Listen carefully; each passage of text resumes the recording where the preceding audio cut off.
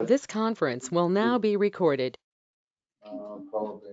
Well, he's in India or New York, Massachusetts. All right, good evening, everyone. I'd like to call to order the meeting of the Town Commission on August 2nd, 2021 at 6 p.m. Thank you to those who are listening to our live audio feed.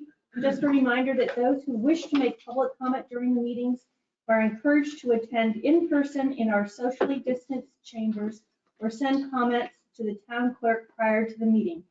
Once you are seated, you may remove your mask if you would like. Clerk Armstrong, will you please call the roll? Commissioner Cos? Here. Mayor Hassett? Present. Commissioner Pugh? Here. Commissioner Vizsla? Here. Let the record show that Vice Mayor Herbert is absent with notice. Please join me in rising to the pledge of allegiance. I pledge Allegiance to the flag of the United States of America and to the republic which it stands, one nation, under God, indivisible, with liberty and justice for all. Thank you. Is there consensus to suspend the rules of order 9.1 rules of debate to allow public comment after commissioner comments? Yes. Yes. Yes. Okay. Are there any additions, deletions, or modifications to the agenda? Yes. Yes. Okay, Commissioner Vizsla. You want to go first, or you wanted to do Go one? ahead. Go ahead. I would like to delete the agenda item number 14, which is the discussion about the renewable energies, green building incentives. Until further notice, I'm going to work with our building official, trying to get a little bit more details on that before we bring that forward for discussion. Okay, thank you. Town Manager Stevens. I would like to add item 5A to discuss a policy regarding facial coverings.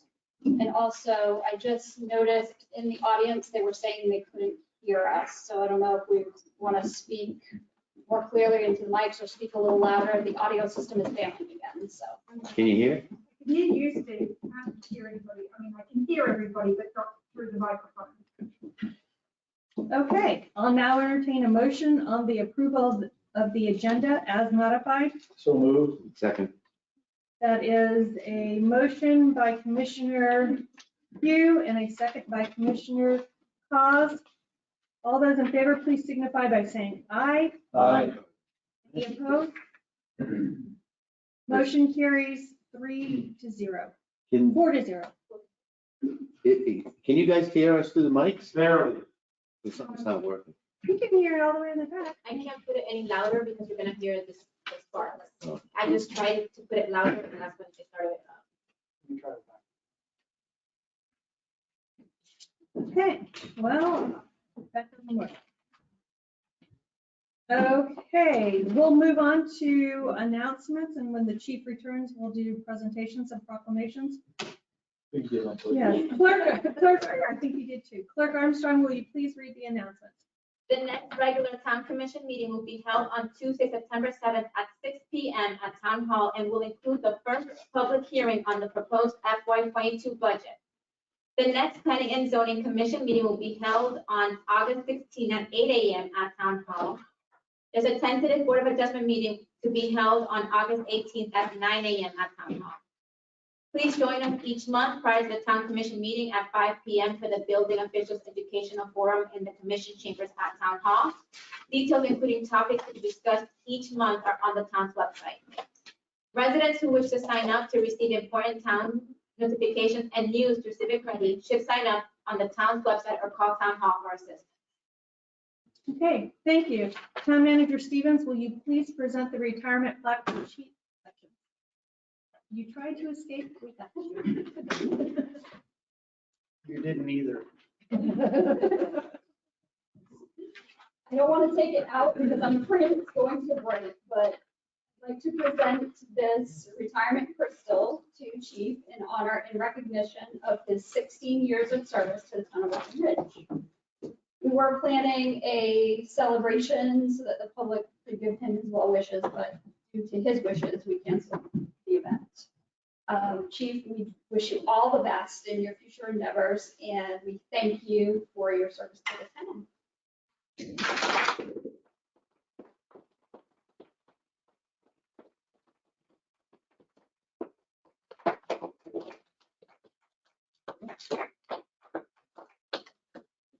Thank you. I did wash my hands, I promise. Want to take it out? I don't want to.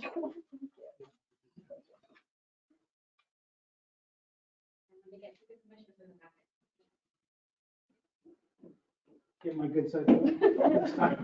She's got my bad side, so. Please move a little bit. There you go. Awesome.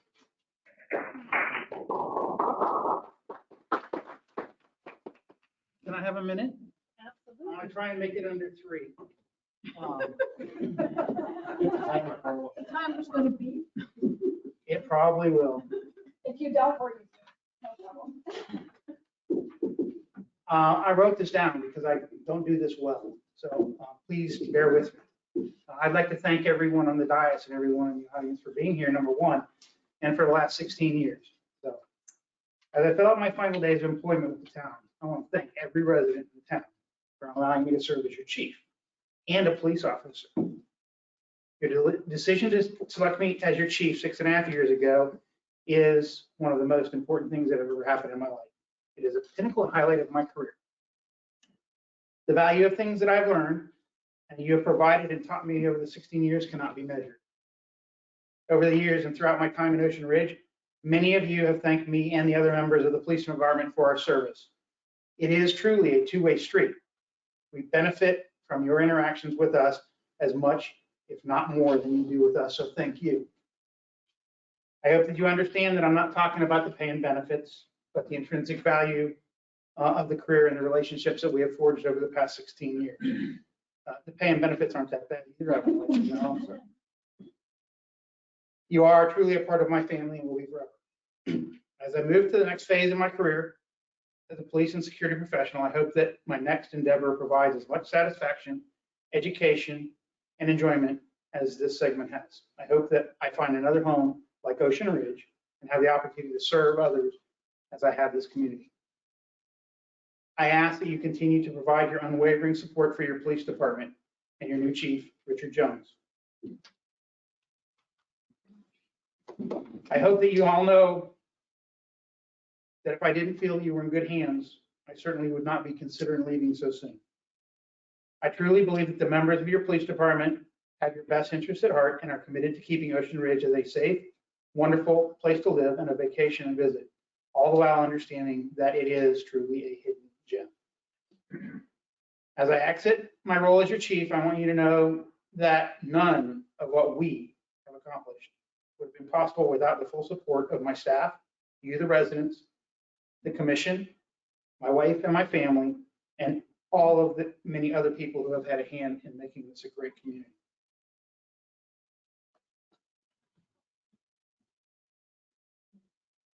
I hope and encourage you to strive and continue to do better every day. If nothing else, please remember that all the good things that we have accomplished are because of the people surrounding me, and any of the negatives sit squarely on my shoulders. Nothing that we have accomplished over the past 6.5 years should be attributed to any one person. The creative spark that ignites in one individual is always catching and drives us to success. Please keep thinking of new ways and trying new and scary ideas. That's what makes us grow and become better at what we do. I would like to leave you with one thought tonight. In my opinion, successful policing in any location is based upon a community police partnership. Without support from each of you, good, positive policing and what we know as a safe and happy place to live would not be possible. Thank you for recognizing this and being our partner for as long as you have been and as long as I've been here. Your support through good and bad times is truly what allows us as your police department to serve you and protect you from.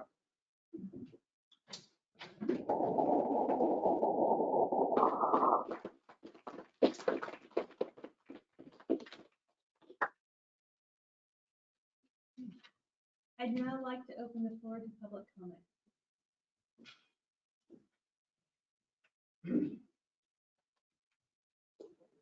Ted Ritoda, 4 Hudson Avenue. Chief, I'm here tonight for a couple of reasons. One is to bid you farewell and thank you for all the service. And I hope that Officer Jones fills your shoes completely. It's been a great town. Whenever I needed anything, you never hesitated to take care of me, and I appreciate that. I didn't want to let it go unsaid. My second comment tonight is to Tracy. I don't believe the commissioners had a whole lot to do with this, but if you did, that's my mistake for not knowing. But the beach access at Edith Street is beautiful. I had my druthers about the whole thing. I watched it come together, and I know Commissioner Cos made some comments about keeping the amount of the access to a minimum, and I think that's going to help. Time to be seen, but you guys did a great job with the landscaping, and I wanted to let you know that I appreciate that, and I know a lot of the residents on Hudson Avenue also told me the same. So thank you. Thank you, Ted.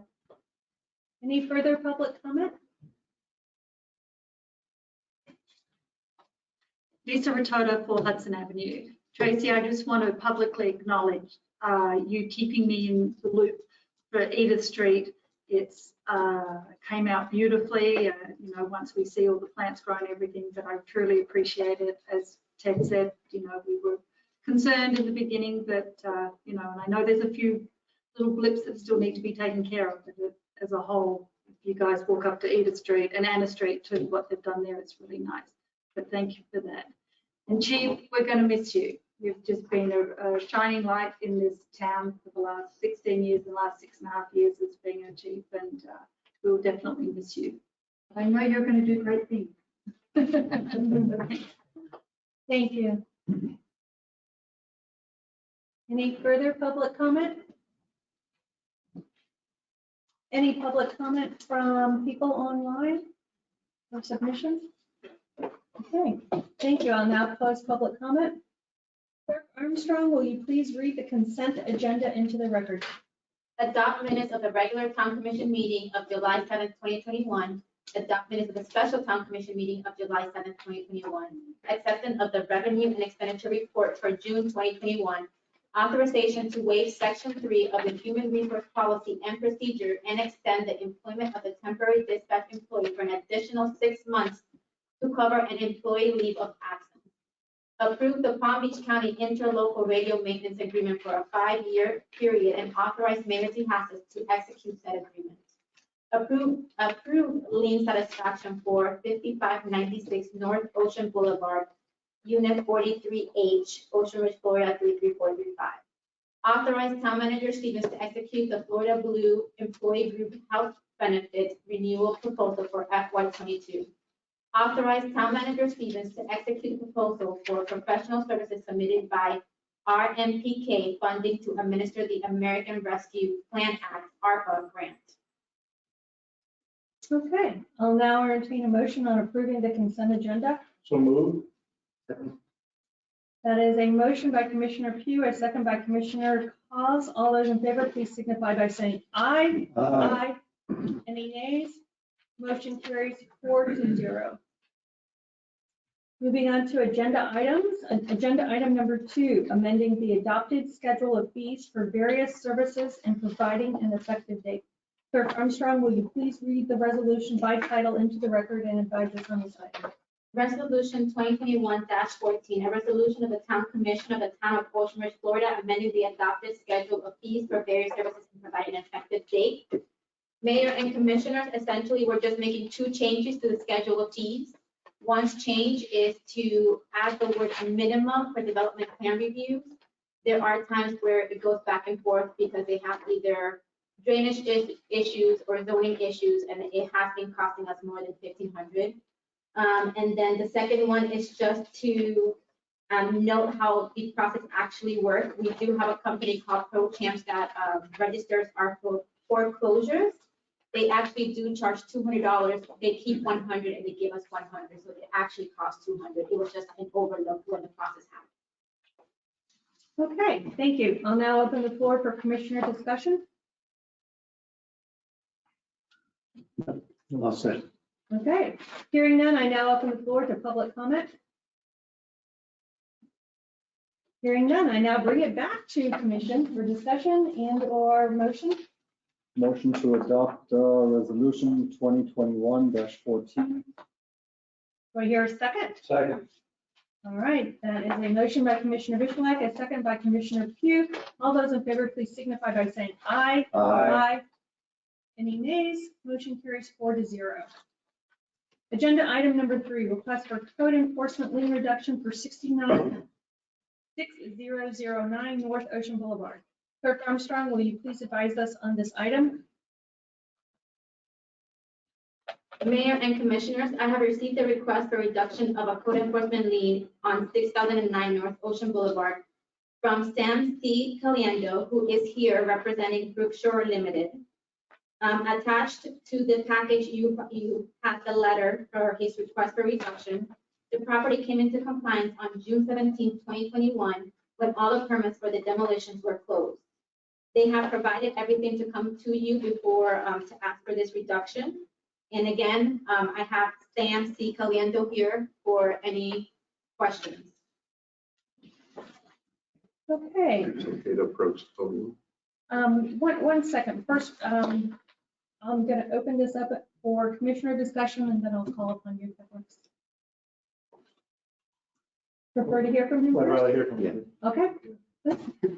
Thank you. My name's Sam Caliendo. I'm an attorney in Lighthouse Point, Florida, and I'm here on behalf of Brookshore Limited. Sounds like a very formal company, but it's a one elderly gentleman that owns the property. And what happened there is he had a tenant in there for years.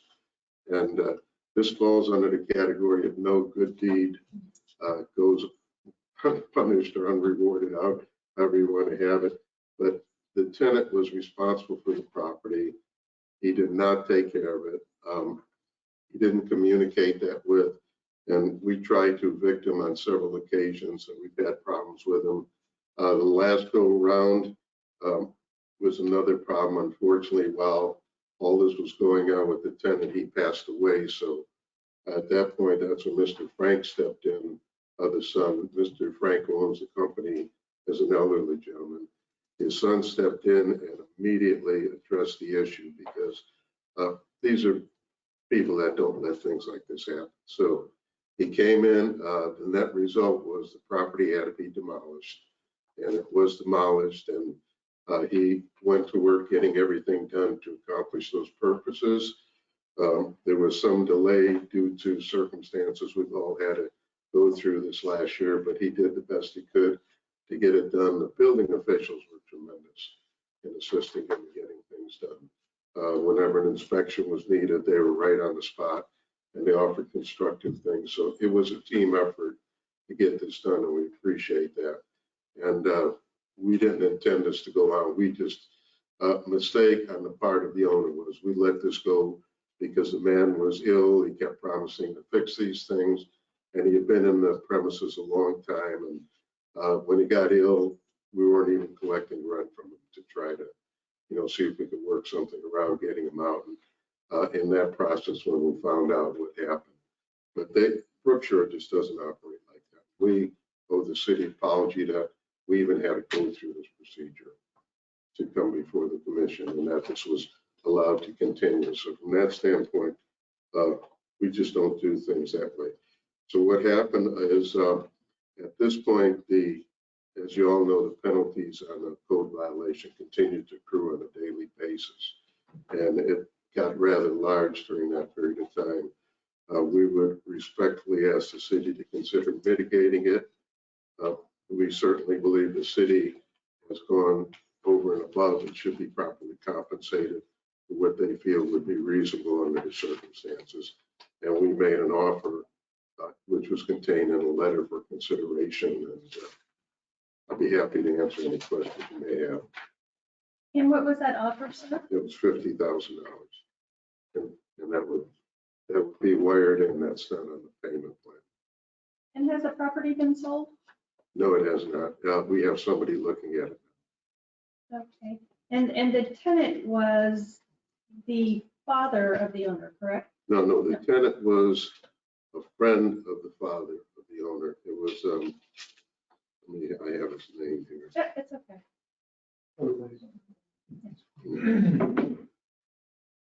Yeah, Jose Escobar was the gentleman.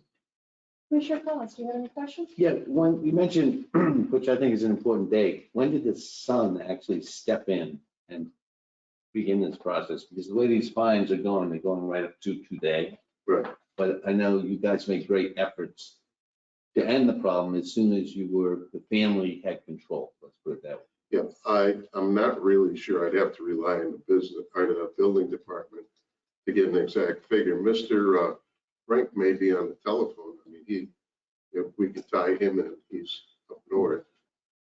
I Have don't we know. got if anybody that's- on the phone, clerk? We do have 2 callers on the phone. Can you invite one of them to speak if they are? I just have to unmute all and whoever speaks, speaks. Okay, you need to talk into your microphone too. Yeah, he may give you a more accurate. Well, it says here the permit application was July 8th, 2019. Do I have Ken Frank on the call? Good evening. Yes, Ken Frank here. Hello, Mr. Frank. Would you like to add some commentary, please? The only thing I could add, I think Sam did an excellent explanation, is that we were informed by, it was before Mr. Guy, I think the gentleman's name was Wayne, back in September of last year. And is that the first you have heard of this? 2019. I'm sorry, it's hard to hear. I'm sorry, is that the first you had heard of this situation? Yes, Was it in September of 2020? correct. Or are you thinking of September 2019 because Guy was here last year? So you might be thinking of Wayne, who was here in 2019. That's the gentleman, Wayne, yes. Yeah, that must have been 2019. Okay, then it definitely was. But the gentleman that died didn't die in 2019, correct? That's correct. Right. So I think one thing to take into account, can you hear us okay? So far, so good. Yeah. There was an obstacle, which was the gentleman that refused to leave the house. They tried to evict him. He was a friend of the families. They're trying to be polite. But then finally, when he passed, that's when you guys kicked into gear. So that's kind of what I'm trying to get to. When you guys took full charge. Yeah, he was still there, and I guess he was trying to say he's going to correct it, and it just never happened. At what point was the property condemned? Because there was a point when the property was condemned, boarded up, fence was put up. What point? Do you remember that? Well, I have here November 1st, there was an unsafe structure letter to property owner that was sent certified mail. And that was November 1st, 2019. 2019 by Wayne. Okay, but it So was, at that point, the tenant was out, just to be clear. No. Well, yes, obviously. Yeah. I'm in New York, so it was really word of mouth through my father and this tenant. And the tenant was basically making the situation, explaining it to my dad, was not as bad as the town thought it was. And it's just unfortunate that I'm in New York. I think we could have rectified it sooner. okay. Commissioner Pugh, any questions? No, I have no question. Okay, thank you. Thank you. There's no further questions. I'm going to open it up to public comment and then it will come back to commission for a final discussion. I received a public comment from Vice Mayor Herbert. Here are my comments, thoughts on 6009 request for reduction of fines. I do not agree with this request. The project has been a much longer term affair than necessary and has taken a toll on neighbors due to ongoing disruption, stress, and loss of enjoyment to the use of their property. The town has also expended an enormous amount of time, energy, and funds, town staff trying to move the project forward while continually following up with owner, owner's agent, contractor, etc. In my opinion, these fines are just fine. Okay. Commissioner Cos. I talked to staff about this and they had a recommendation to reduce the interest. What I'm trying to drive at is they're caught in an intractable situation. When they get control, they can then promptly clean up the property. So I'm just trying to do what's fair. When you guys actually were able to get control from the dad and his friend, that's when everything occurred. That's when That's correct. So I just don't know quite what's fair. I agree with reducing the interest as staff suggested.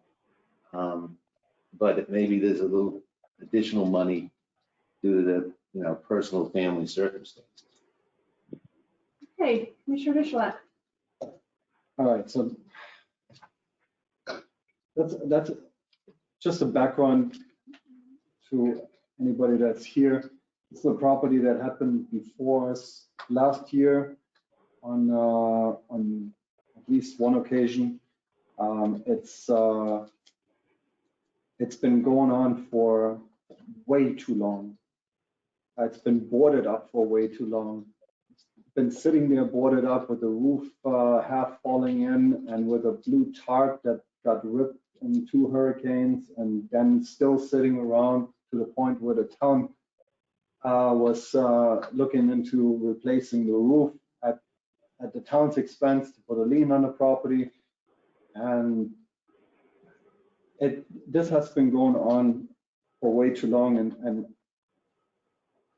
to my fellow commissioner, I disagree that this has been promptly addressed. I would quite say the opposite. It has not been promptly addressed. This could have been promptly addressed, could have been rectified in a very quick and sufficient manner, and they did not do that. More to the contrary, as far as I'm concerned. Coming out of construction, demolition takes a week, 2 weeks maximum, cleaning up the site, and just in that demolition part, we had that demolition permit. I believe it was November in front of us, and in December the demolition had to happen, which it did. That happened quickly. They demoed it, they took it away, and then they didn't clear the site for another half a year. Basically, right up to the date when the demolition permit was about to expire. And all it needed was to clear the rest of the lot, bring in another crew for another day and clear the rest of the lot, get rid of the little wall that was in front of it, and sort it out, put sprinkler system in it, and sort it out. And that took half a year. That's not timely. That, to me personally, says that we don't care about the community. We don't care that you have to walk by a construction fence for 6 months. We don't care that you need to see this on prime property. This is clearly prime property. We don't care that you need to see this. And when the owner or whoever's in charge does not care enough that the community is impacted by that, I don't think the community should care if the owner has to pay the fine that is on the record. Hence, I agree with the staff's recommendation. The interest should be taken out. I think it's a flaw in the system. We shouldn't charge interest on it, on fines, as long as they're ongoing and running. I think that should be something that should be changed, period. I would reduce it by the 19,571.18. The rest of the fines should stay as far as I'm concerned. If I may respond? Can we finish with commissioner comment and then I'll let you respond, please? Thank you. Thank you. Commissioner Pugh. Well, like anything with these cases, there's timing is everything, and we've been assessing fines for a while. And it's customary we've done over the years is usually we split the fines with the owner. They've already offered 50,000, so 80,000 to the town. What is our total expenses in this? we've had to calculate it out. I mean, it's a tremendous amount of staff time. So what do you think the cost, total cost to the town is for what we pay? 20 grand, 30 grand? Probably over a 2-year period, yeah. All right, so over 2 years, pay 30,000. So the town, another 60,000 add on there for a fee. What's the name fee? Whatever you want to call it. And there's 80,000. Saying split it in half and everybody go on their way and sell the property, build on it, so we can get the revenue from the new house. Okay. I'll finish up comment, then Mr. Frank will go back to you. I agree with a lot of comments that have been said here. And unfortunately, you're right. Being in New York, you did not get the pleasure of having our residents parade through and talk about the rats that were infesting their properties and talk about the blue tarp pieces that were flying into their pool and other things like this. So this goes well back, much further back than 2019. And in my opinion, the date of November 1st, 2019 was when the demolition, it should have been done on the 2nd or the 3rd of November. I mean, at that point, you had been well notified. I probably have got to imagine somewhere along the way that you were notified prior to that also. I agree with Commissioner Bishalak in reducing the amount by the $19,571. I think it is disingenuous, honestly, for a property that is minimally worth $5 million to come in with a 1% offer of $50,000. I understand that you haven't been living through this theme, but we have as a town and a community for well over 5 years. So, you know, we can't discount, although you had a tenant and although the heartstrings are very, very compelling on that, that is not the town's business. And, you know, at some point, there has to be some ownership, and you're the lucky owner who will be getting the lucky money when you do sell it. So my only appetite is to reduce it by the $19,571 of interest. Mr. Frank? Yes, the contract for demolition was not taken out by Brookshire. It was taken out by Mr. Esquivel. So I had to get involved after his passing to find the contractor, pay the contractor, convince the contractor to go back and take down the wall. So if you want a copy of that contract, I'm more than happy to provide it, but it's not made out to Brookshire. I wasn't aware of that. Well, hold on. So as the owner on record, are you trying to tell me that somebody pulled a demolition contract, a demolition permit on a piece of property that you owned without your knowledge and your signature on it? That's correct.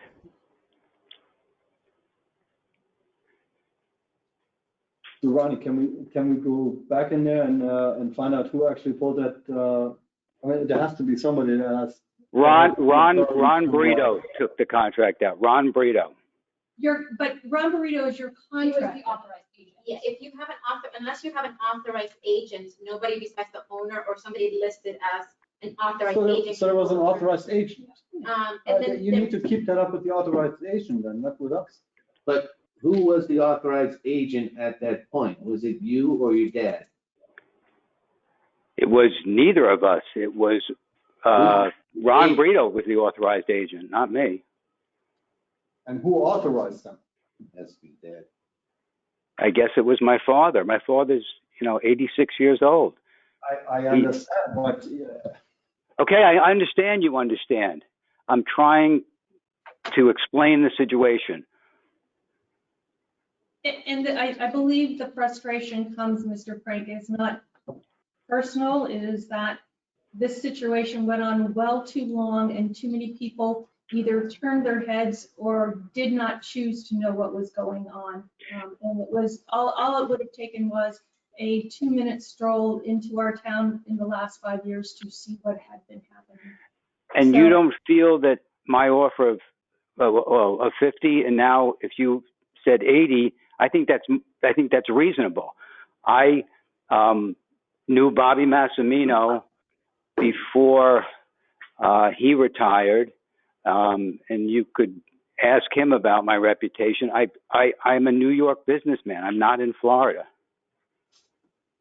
That is fine. So Commissioner Collins, you were the last. Commissioner Vishalak would be comfortable with 142,460. I'd be comfortable with 142,460.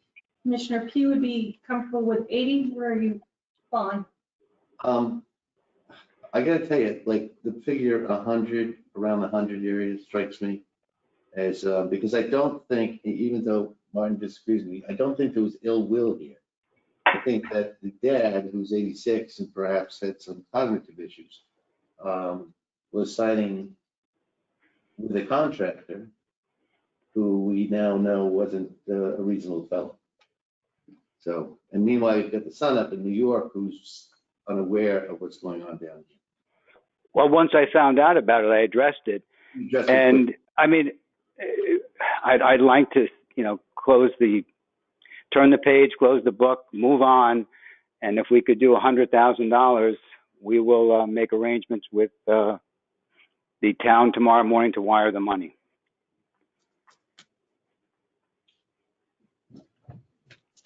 And I gotta tell you, it bothers me to, in this particular situation, and again, I get that there's miscommunication between the parties, but they're not between the parties as far as the town is concerned, us is concerned. We communicated properly between the tenant, the father, and the son. Whatever miscommunication happened there really has nothing to do with the town. The town was left with a property that was in demolition condition, basically. And I would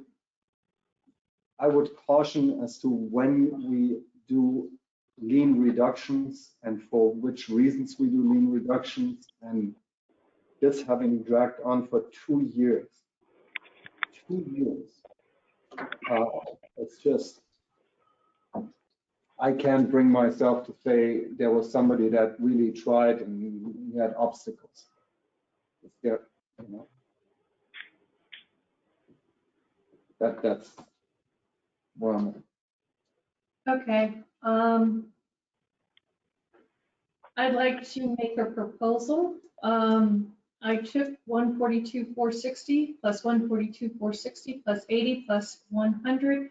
That's 116,230 is the average of it. And I would be comfortable finding that as a compromise if everybody else. $116,000. $116,230.18.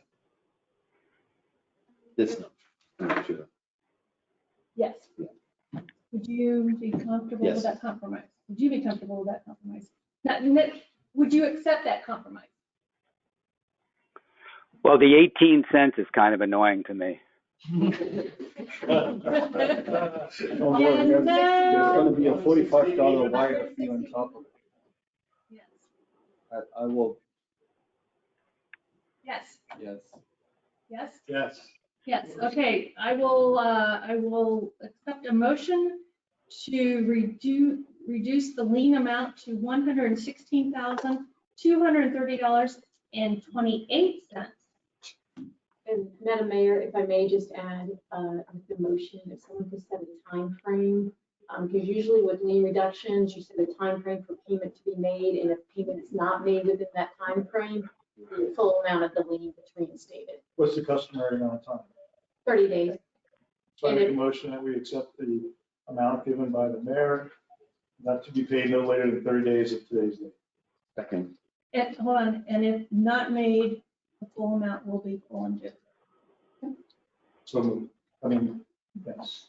Okay. Second. That is a motion by Commissioner Pugh and second by Commissioner Hawes. All those in favor, please signify by saying aye. Aye. Aye. Okay, motion carries 4-0. Thank you, Mr. Frank. All right, have a good evening. Take care. Thank you, Mayor and Commissioner. Thank you very much. Agenda item number 5, renew hybrid contract for inspection and zoning services. Four? Okay, number 4. You insist. Okay. Agenda item number 4, first reading of ordinance number 2021-05. Clerk Armstrong, will you please read the ordinance by title into the record and advise us on the item? Ordinance number 2021-05, an ordinance of the Town of Ocean Ridge, Florida, amending its code of ordinances at Chapter 2, Administration, Article 5, Elections, Section 2-193, filing date for candidates for town commission by changing the qualifying period to begin at noon on the Monday of the first full week in November and to end at noon on the Friday of the second full week in November, providing for codification, repeal of conflicting ordinances, severability, and an effective date. Okay. Do we really have a choice on this? Motion that we. Go, whoop, whoop.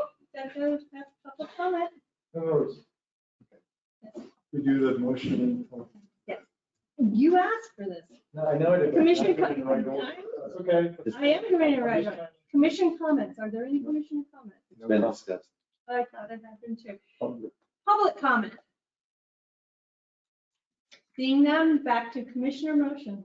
Before, I also want to know, are you guys also considering any of the other recommendations at this time or not at this time? Any of the other recommendations? Let me Yes. speak to that briefly. So Carl alerted, there's other stuff in here that we don't need to vote on.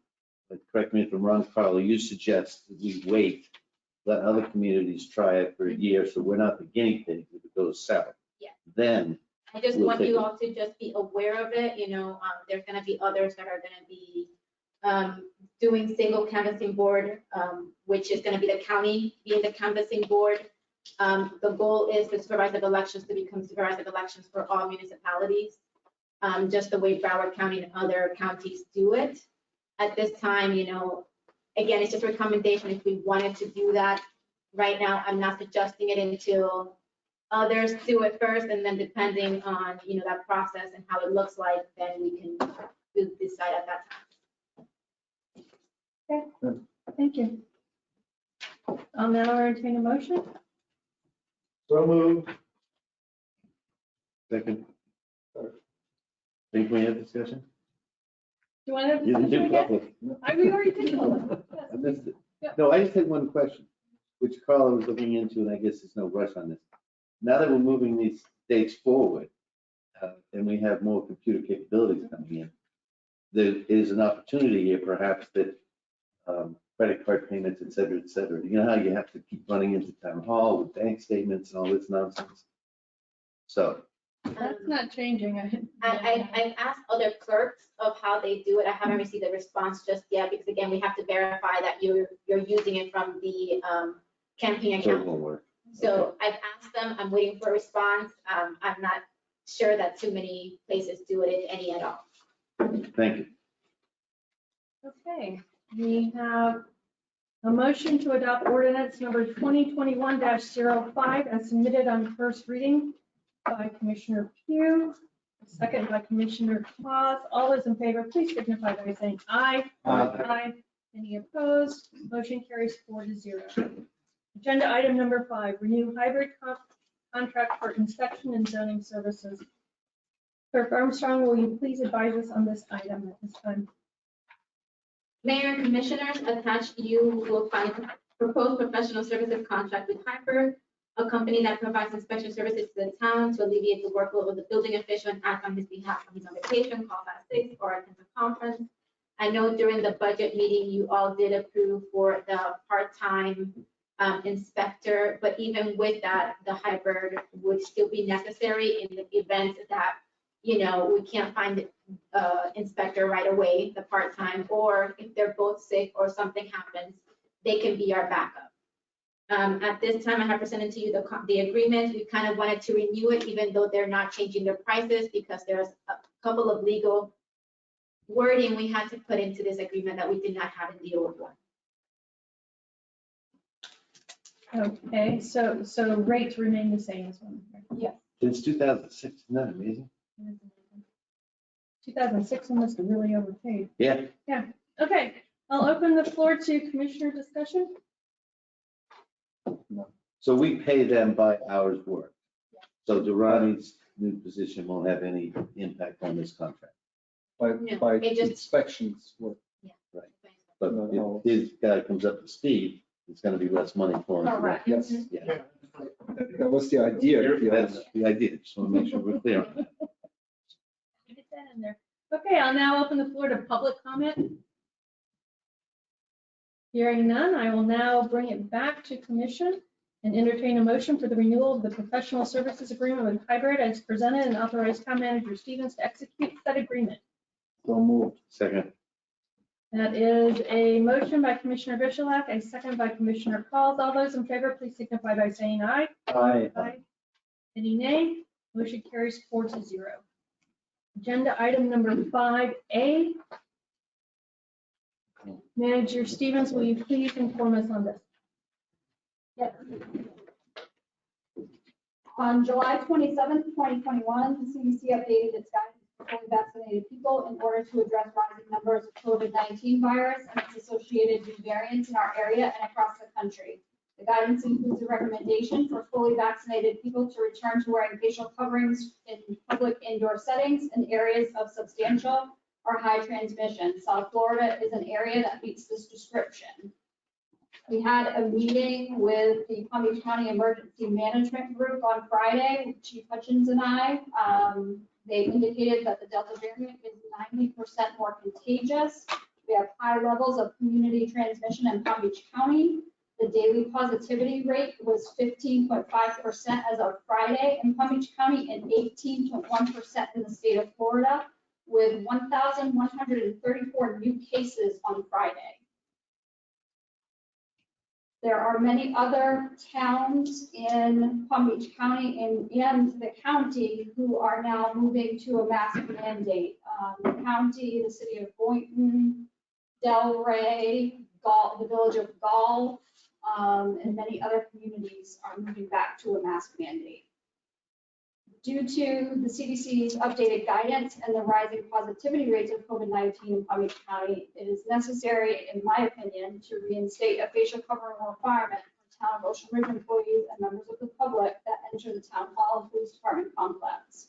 I'm requesting that the town commission authorize the following policy regarding facial coverings. Effective August 2nd, 2021 at 8 p.m. and until further notice, it is the town's policy that individuals must wear facial coverings and practice social distancing from other individuals while indoors at the town hall police department complex, including garage areas. This requirement includes vaccinated and non-vaccinated individuals per CDC guidelines. Masks may be lowered while a person is seated and socially distanced from others. If you require special accommodation, you should contact the town manager in advance. Thank you. I'd now like to open it up for commissioner discussion. Commissioner Cox? I really don't know what to say. I mean, this mask federally and statewide changes every fourth day, you know? I agree. And also, to your point, none of those towns besides, I believe, the town of Palm Beach has actually done it. Yes, the city of Boynton did it Friday, I believe.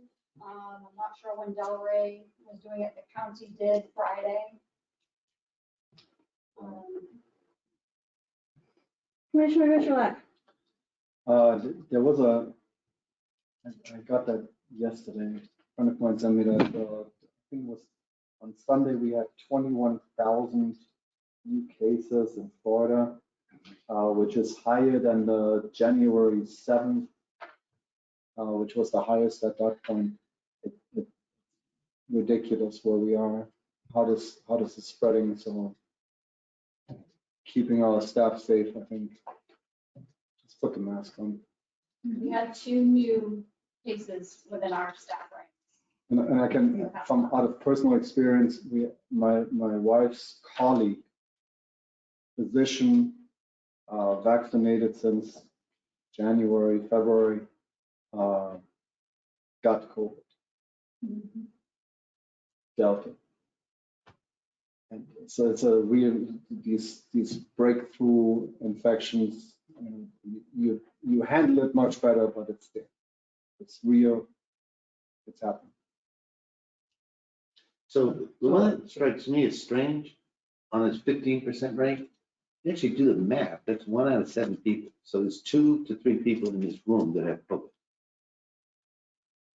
Yeah, That's or, crazy. or in certain places, there's a whole higher percentage. than- Yeah. So whatever the commission desires, I'm just confused. I'd like to now open it up to public comment.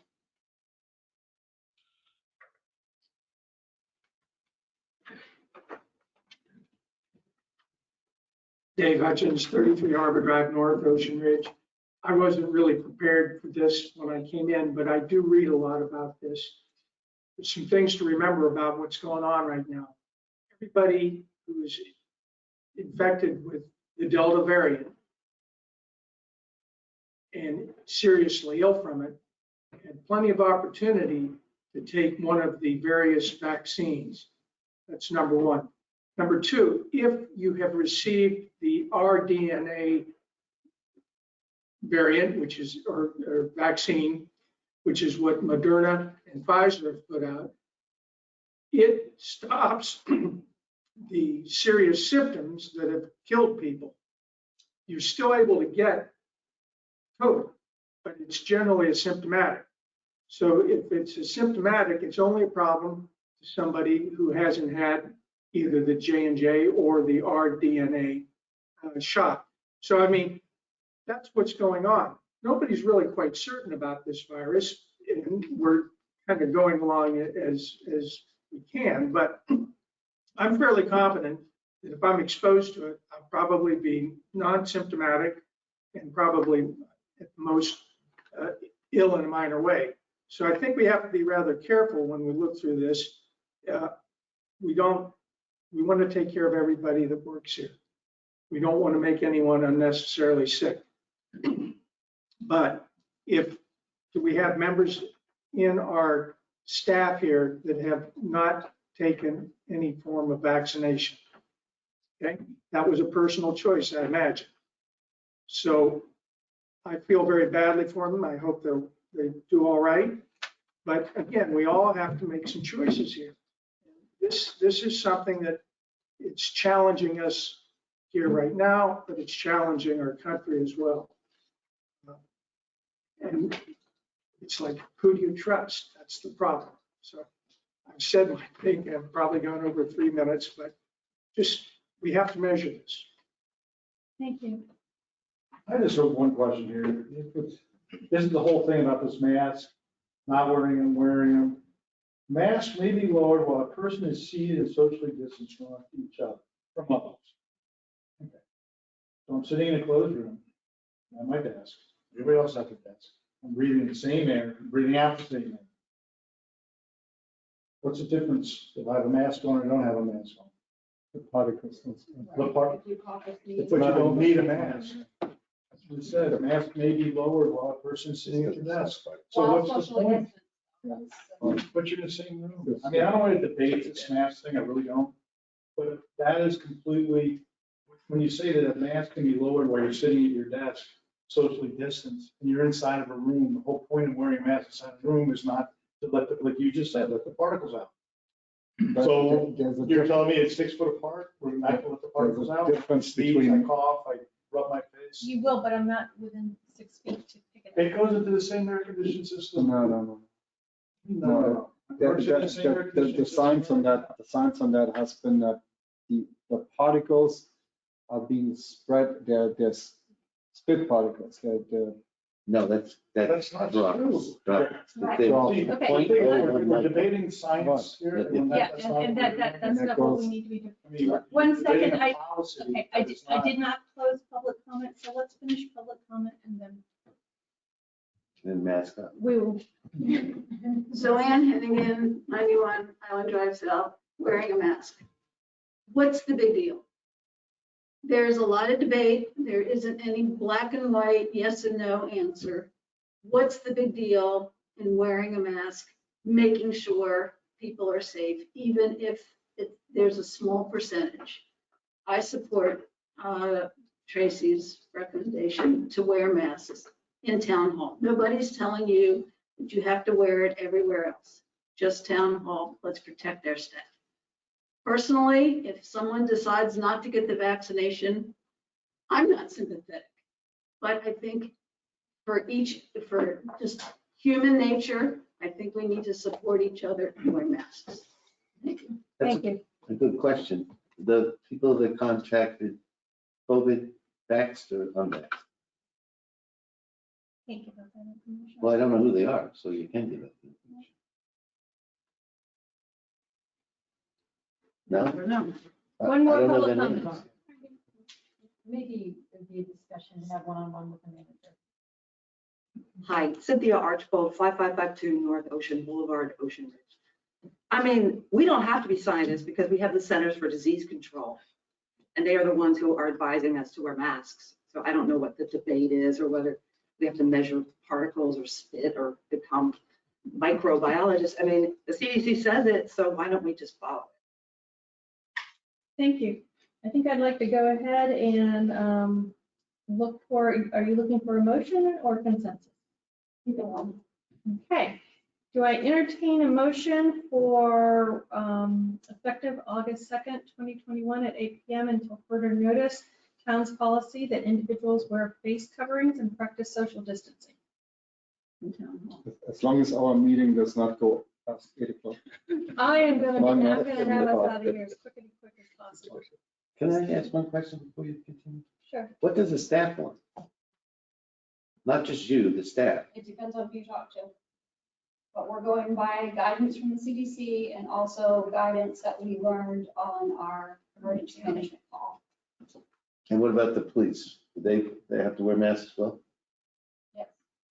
Yes, we're members of the town staff. While they're in town hall, right? Is that this whole, what this is all about? This includes, the way I read it, it includes every building on this property, including the garage and anything associated with. Do they wear masks while they're interacting with the public? They are not required at this point in time to wear masks. They can if they choose to, and some of them do. This directive, based upon my understanding of executive orders and the like, would only relate to this building and the property that the town owns as a building. It's still like the line, mask may be lowered while a person is seated and socially distanced from each other. You're still in the same room. Yeah, we'll take that. Let's say if you're going to wear a mask inside of the building, then you wear a mask inside your offices and everything else. If you want to go all the way with the CDC says, the CDC says you should wear a mask. That's what they said, right? Okay, would you like So to we- make that motion? I'm not making a motion on masks because I just don't. Okay. Would anybody like to make a motion? I'll make the motion to adopt this the way that it is here for right now. Okay. Do I hear a second? I'll make that second. All those in favor, please signify by saying aye. Aye. All those opposed? No. No. Can I attach something to that, Christine? Can we Attached to your defer- note? Yeah. Attached to the motion. This Put a new motion. this is a moving game. Well, Literally, this every day. motion has failed, so would you like to make a new motion? That we revisit it at the next town meeting. We have more We'll have information. to. Yeah. Yeah, I agree with that 100%. I think revisiting would be a good thing. If I would amend my motion, if I put a new motion on the table, that takes out this whole sitting down while you're, would you go for that motion? All right, so I'll make a motion to adopt this and change the requirement or change the option to take down your face mask while you're sitting down. Do we need a second to that?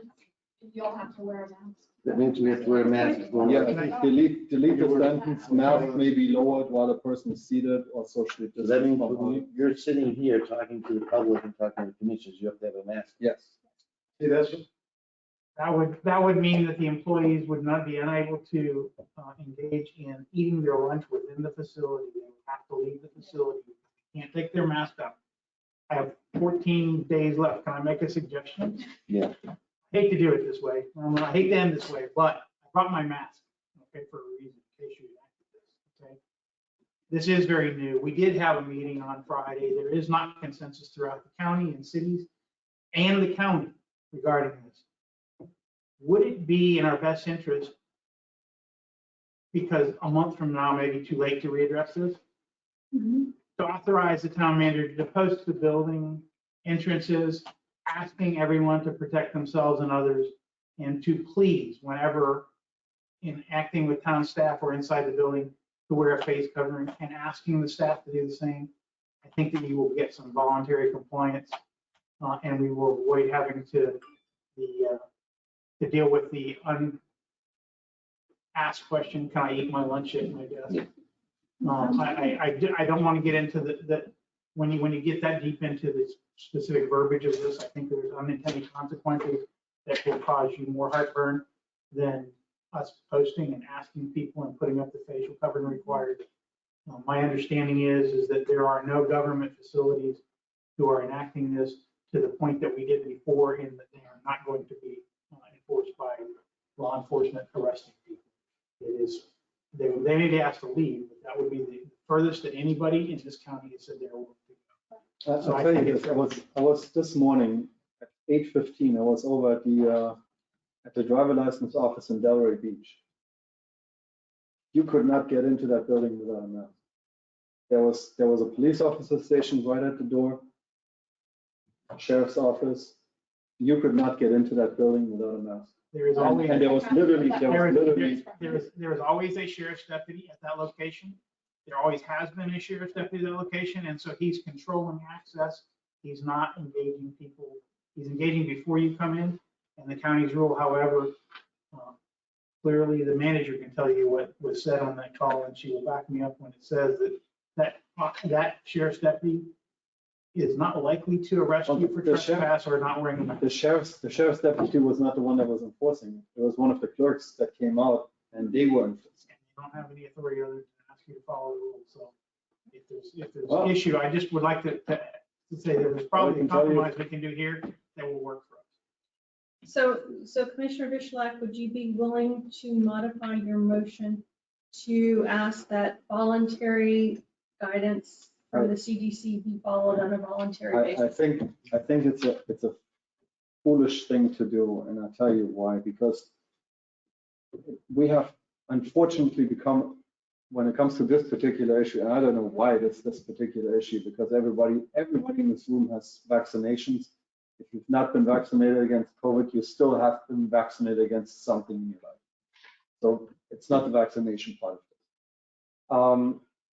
It is foolish to think in this polarized world that the people that are still unvaccinated, that are still refusing to get the vaccine, and are the most likely people to spread the disease further amongst themselves and back to other vaccinated people.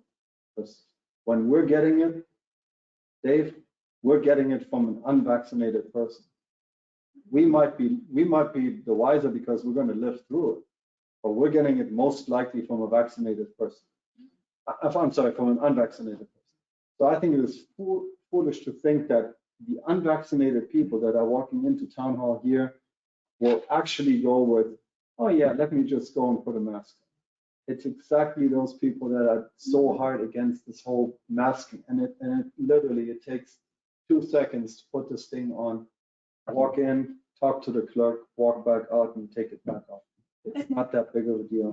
To that point, Attorney Goodell, is there, without breaking HIPAA or ADA, is there any precedent to asking unvaccinated people, whether they be part of your staff or part of your residents that come onto your property, that they are mandated to wear a mask?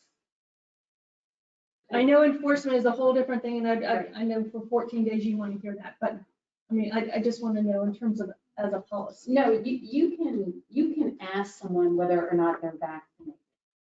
They don't have to answer. That's their choice. They don't have to answer. What some have been thinking about is installing a policy where masks are still optional, but if you're not vaccinated, you have to wear one. In that case, they will go and ask and say, are you vaccinated? The person doesn't want to answer, that's fine, but they have to wear a mask. So we could do that with staff. I am more concerned, and maybe this is false, but I'm more concerned about the staff who works in close proximity, not the person who's coming in from a permit who's behind a screened. Bulletproof glass. Well, thank you. Virus. Same here, and I've said it time and time again, we have a very small staff, and if COVID runs rampant through our staff, there's nobody that is gonna be left to serve you. Well, we can technically mandate that everybody gets vaccinated. I'm not suggesting that we do that, but we could technically mandate that too. That's an option. But what I'm asking is, Yeah. Yeah, absolutely. We're not a private company. You don't need to be private. Federal government's Yes. Good idea. would there be any appetite on the commission for town staff that if you are unvaccinated and or you refuse to answer the question and prove that you're vaccinated, that you are required to wear a mask? or get tested once a week. No, put a mask on your face, it's the easiest thing. I'm not gonna, yeah, but I'll it's give the you same, personal freedom. You can put the mask it's on the or same not. people or that get you have vaccinated. to chase once a week and find out where they went, I know. I know, we're getting punchy after, we've been here since 2:00, by the way. Would there be any appetite for that? I think you're up to something, but again, when I walked in, I think when I first walked in, there was no sign out front, and then when I walked in the second time, it said wear a face covering. That's still Yeah, on. we're suggesting that. No, it says required. Yeah, it just says required, and it was out there on the second thing when we came out. Right, Somebody put the sandwich sign.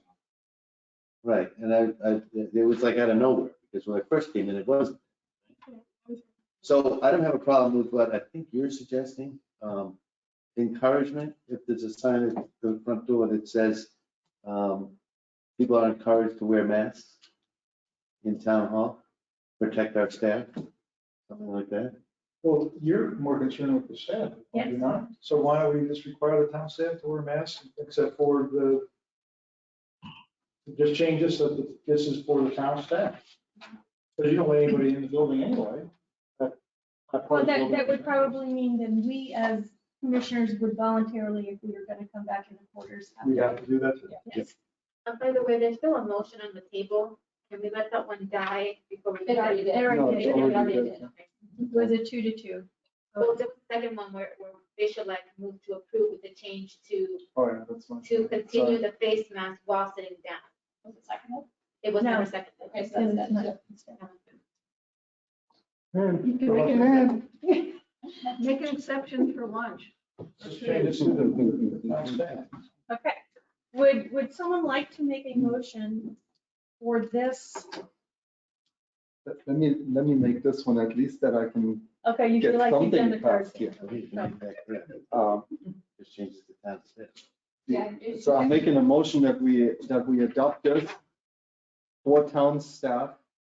And specifically, I think I would add it that it's within the town staff area. Everything says it. Because if we have somebody that's coming for Mr. Guy to have a meeting with him, or anybody that comes for a meeting in the conference room, they should at that point, once they go across that door up here, should then also be masked.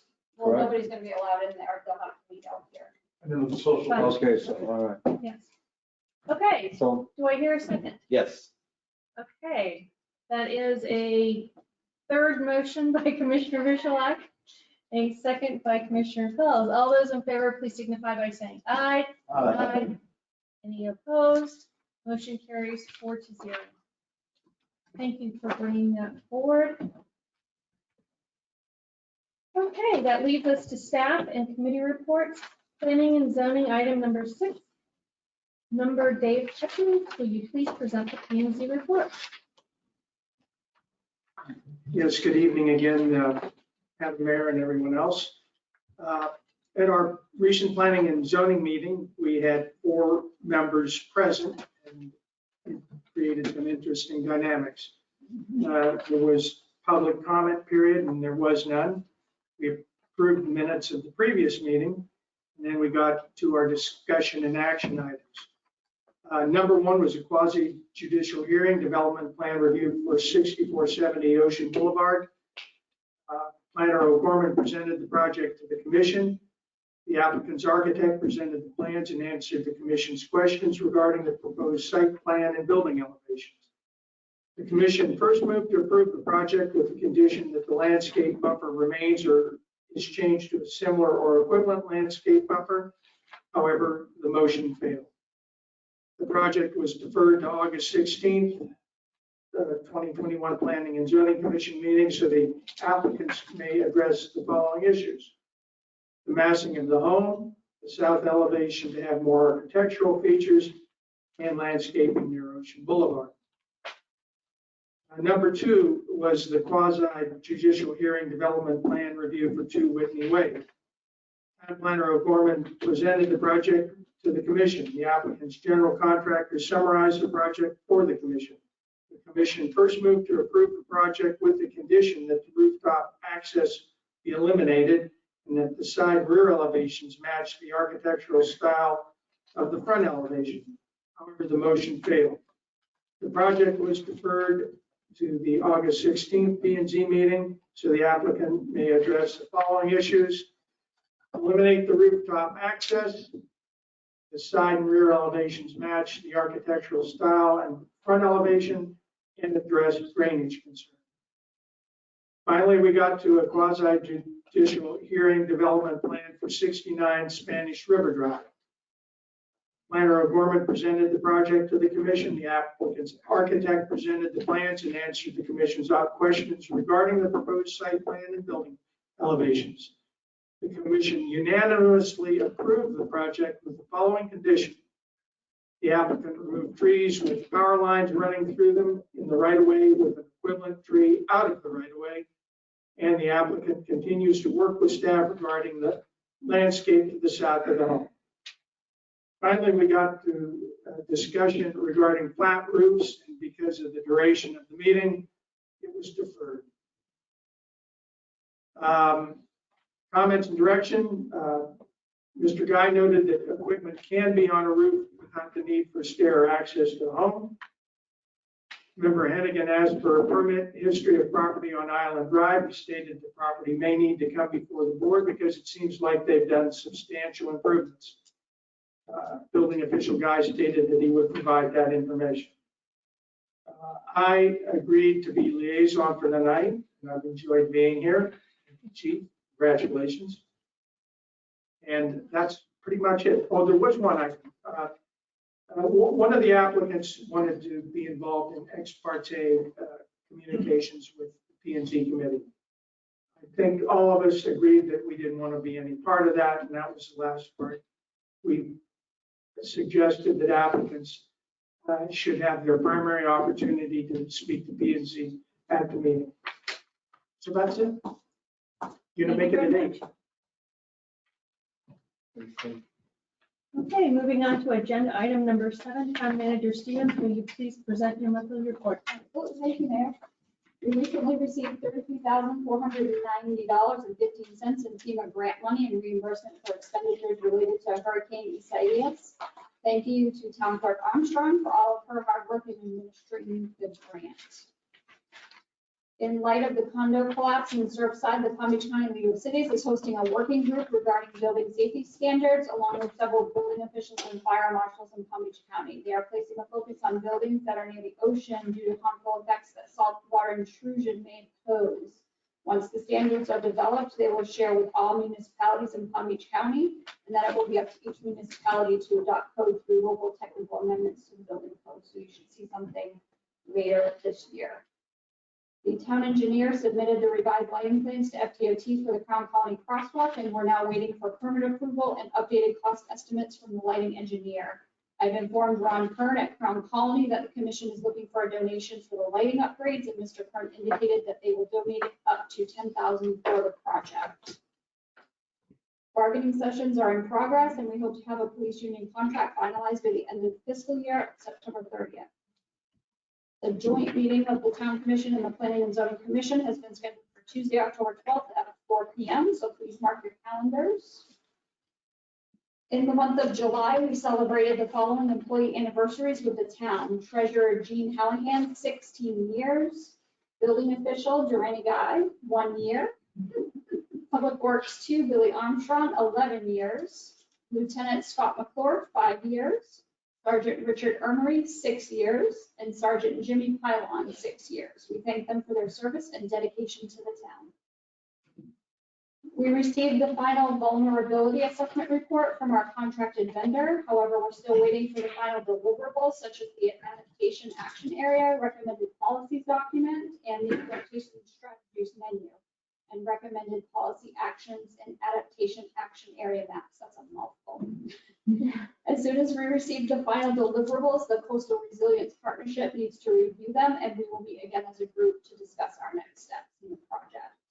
We're very fortunate that we have the expertise of several sustainability coordinators in our group who are taking the lead in the city of Delray and the city of Boynton, and also through the county. Could I ask that a copy of that report, please, be sent to former Vice Mayor Don Magruder when it's complete? Absolutely, I'll give him a phone call too. He was taking the lead on that when we started that last year, or 2 years ago now, actually. Three. Okay, there are resilience grants available now with an application deadline of September 1st. As far as the vulnerability assessment goes and the work of the group, we won't be ready for September 1st. However, our grants administrator is ready to resubmit our septic to sewer planning grant by September 1st. So he'll do so at zero cost to the town since we already paid him for the first submission. Our legal services contract with Torsivia, Donling, Gatto, and Rubin is ending for the 1-year term. The original contract was entered into on March 1st, 2016 with a clause that the contract may be renewed or extended by the parties. We're currently on our 4th amendment extension to the contract, which ends on September 1st, September 30th, actually, September 30th. I have spoken with our town attorney, and the firm is willing to extend for another year. However, they're requesting a slight increase from 190 per hour to 200 per hour for the regular attorney rate, as the fees have not increased at all since our first signed contract in 2016. They charge other communities our size the same rate or higher. The rates for litigation and paralegal will remain the same at $225 and $95 respectively. The increase of 5% would be an impact of around $7,000 on the FY22 budget, which is pretty minimal. It's my intent to renew. If the commission gives me consensus, I will go ahead and do so. Let's fire them. The only, good Lord. Did you take one of No, something from Steve? unless he's still. No, you may have. Okay. You can either give me consensus now, or I can bring it back to you for September 7th, but that won't give us a lot of time to get a contract. I just have a question. Sure, go ahead. When you say litigation, does that mean in the court or the preparation for litigation? No, we only turn it on actually doing the litigation. In a court. Right, in a courtroom. So if I'm just talking to outside counsel, I just touch. Even if it's a lawsuit. Yeah. Commissioner Richler? Yes. Commissioner Pugh? Sure. The only thing that I had asked for is I had asked for a notification clause for that would include our approval as a town if another attorney were to be suggested to represent the town. We've had a little bit of a revolving door in the last 3 years, and I think that giving us a little bit of control, although it may just be on paper, might be a good thing. So with that, I would give approval also. I think you have your consensus. Okay, great. Thank you very much. Thank you. We'll work on that and bring it to you on your September 7th meeting. Same thing for the engineering services contract with Ingenuity. It's my intent to renew the engineering services contract for a 1-year term. The original contract was entered into in 2002 when the firm was under a previous name, SFRN, with a clause that extensions may be given in 1-year increments at the town's sole discretion. The current extended contract ends on September 30th. I have spoken to our town engineer, and Ingenuity is willing to extend for another year at the same fees that we have been paying since 2010, which is a good deal. Do you need consensus on that? Yes. Wouldn't that just be put that Well, I'll put it on the consent agenda next month. So we'll bring you a contract. I just need consensus to move forward instead of going out to bid.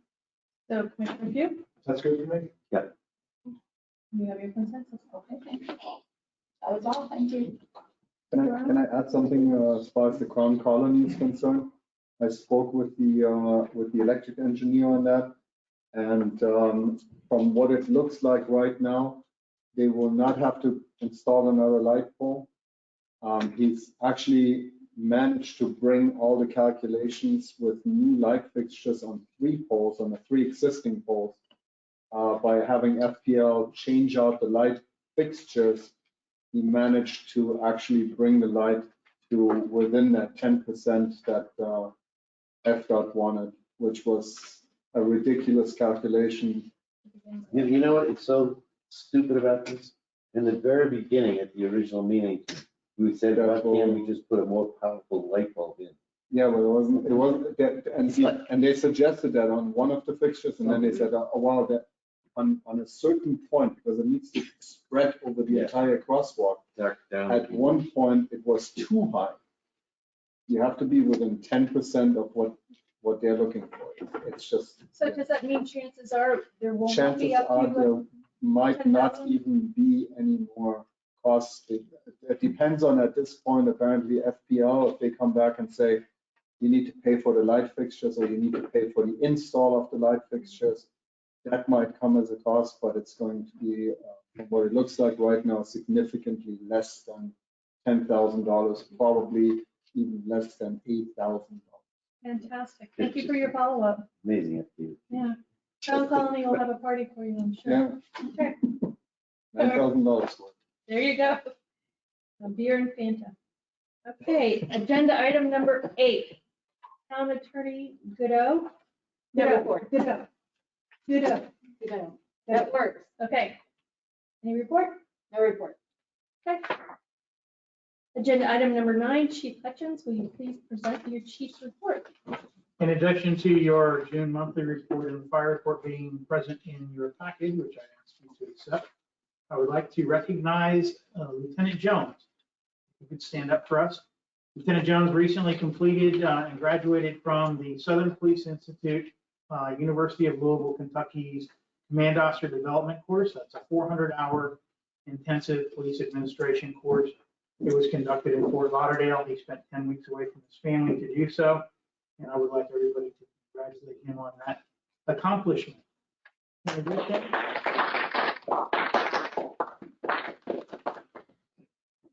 In addition, I want to remind everybody that we are doing our school supply drive. School starts next Monday. We are trying to collect supplies for guardian ad litem as we have for the past 3 years. We will accept them at the station, or you can call and we will be more than happy to pick them up. That, thanks. Okay, any questions from commission? My broken record, not that we can do much in 14 days, but listen up, Lieutenant Jones. I would still like to see better reporting from Boynton Beach Fire Rescue. Oh, yeah. This was almost a tease, so I thought they did it to annoy you. I think they probably did. I think they probably did. When I opened it. I will send 5 more emails to see what the response is. I'm still working on it. There's still questions in who prepares the reports and what information they believe is. Just so everyone knows what we're talking about, your report used to say it took 11 minutes to get here, 2 minutes to get here from the Boynton Beach. Now they just have an average number for the day, which is useless. Yes. Okay, I agree. Well, you feel free to copy me on those emails if you'd like to. Okay, agenda item number 10, town engineer. Thank you, Chief. We'll miss you. Town engineer and public works report was included in our meeting packages. Are there any questions or comments from the commissioners?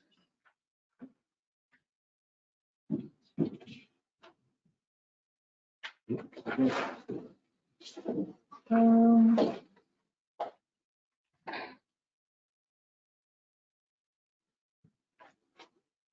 I only had one comment that potentially Town Manager Stevens, you can pass on. Under number 18, it is work that is going on that is performed on an ongoing basis. Now that we have agreed to a part-time helper, I'd like to know which of these tasks will be passed on. And I'd really like to have them, and this is in their head, I know they've already got it, them to be prioritized based on safety.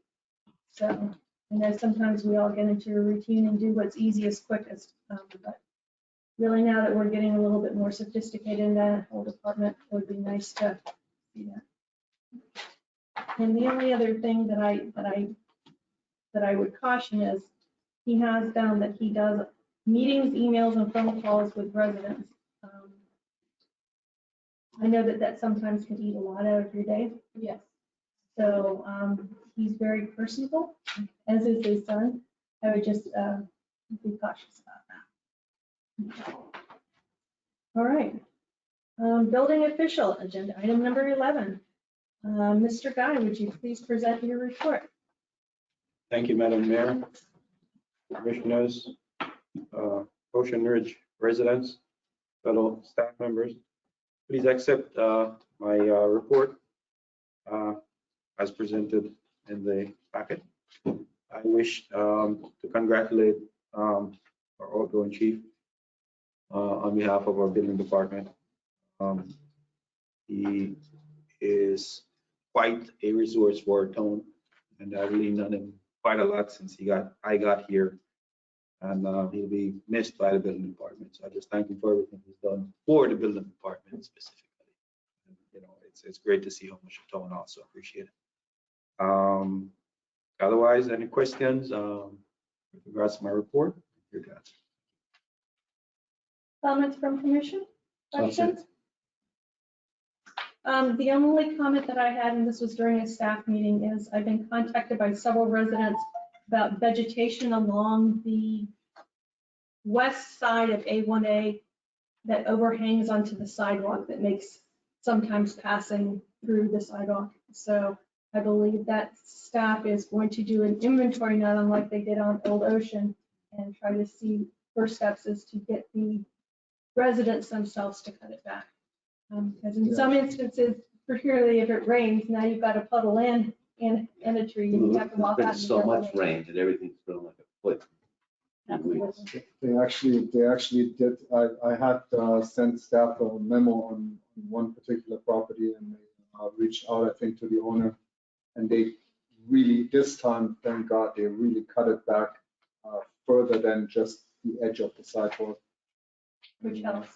Yes, very much so. There was on one of the worst possible positions where you could be, where the sidewalk's very close.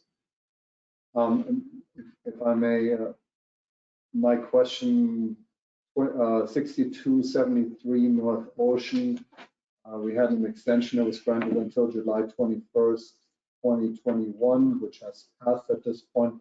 Is that building right now in compliance, not compliance? Was there any more extensions given? They are not in compliance, and they will be at the magistrate hearing tomorrow morning. Thank you. And for those in the audience, that is referred to as the parking garage, the pyramid, what else? Shopping center, shopping mall, doctor's office. Mason's Group, isn't that their sign? Pink Floyd. Oh. Okay, moving on to commissioner comment very quickly because we're trying to get out of here before 8 o'clock.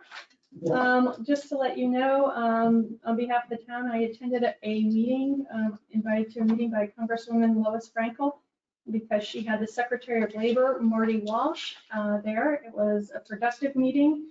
It was one of the first meetings where all the mayors got together, and it was just nice to be able to sit and eat a cheap sandwich from 2J's looking at each other. But they mainly talked a lot about workforce housing, which does not necessarily affect us, but the impacts on labor and the impacts of labor that COVID has had.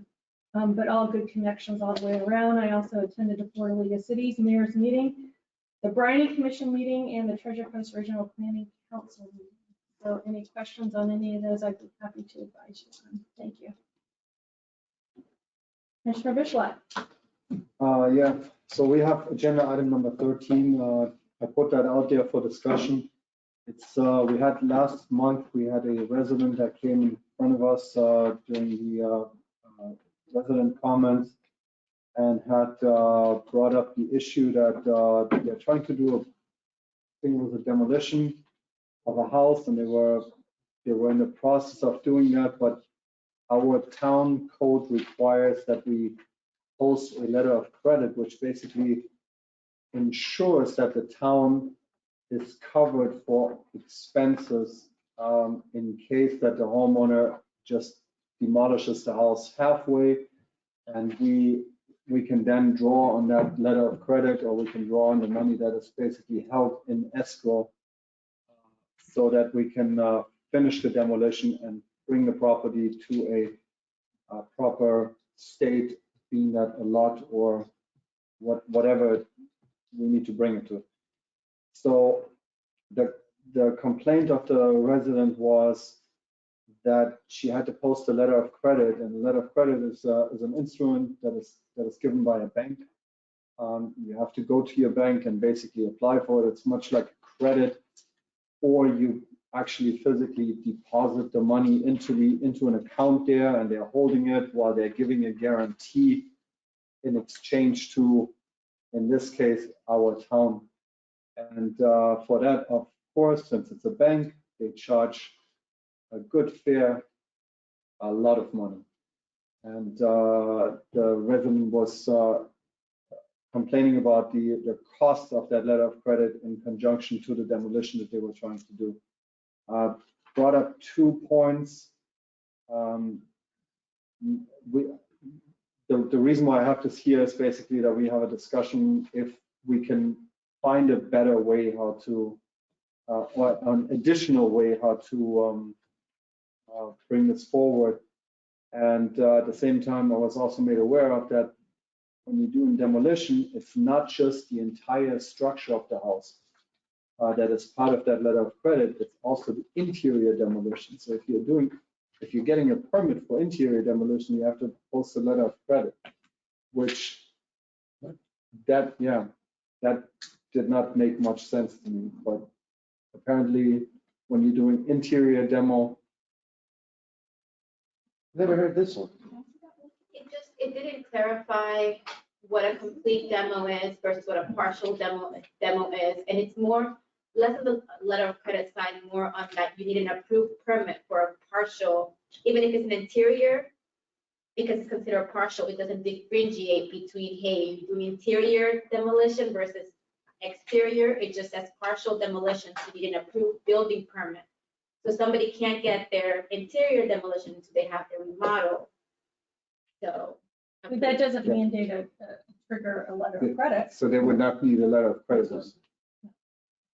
Technically, they would. This is what we talked about, sending that back to the Planning and Zoning Commission.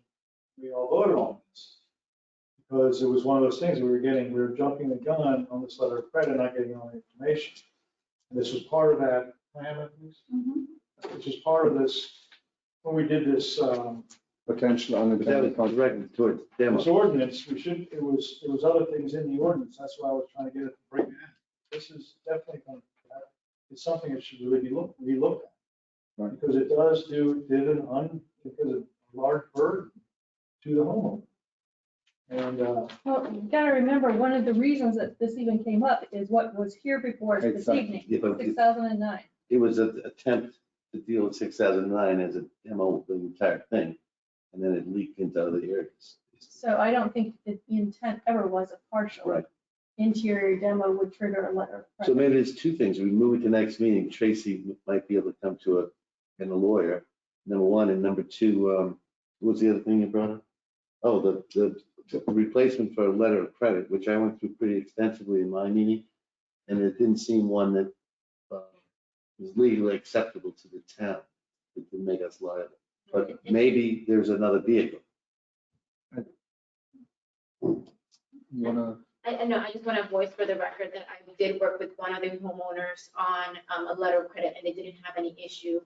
There was a small fee, I don't remember exactly what they charged him, but he was able to obtain it with Bank of America and, you know, in a week, they pretty much had the letter of credit.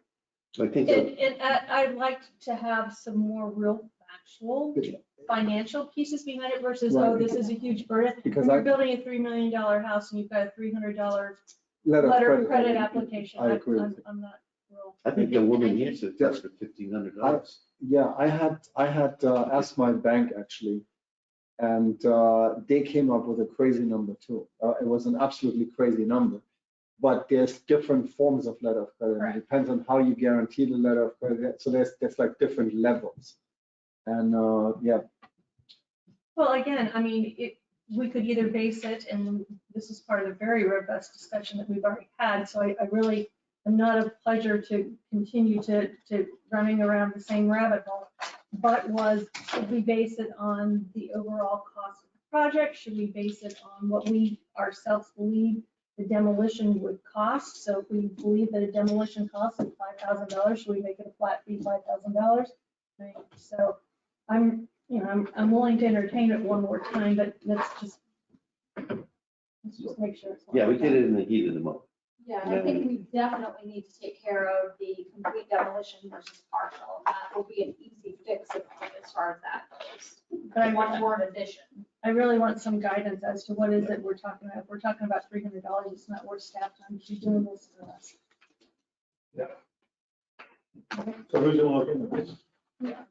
Jasmine? All right, thank you for bringing that to our attention. Any other commissioner comments? Hearing none, thank you everybody for a very productive budget meeting. Wishing the best to our chief. And I'll consider this meeting adjourned at 7:37.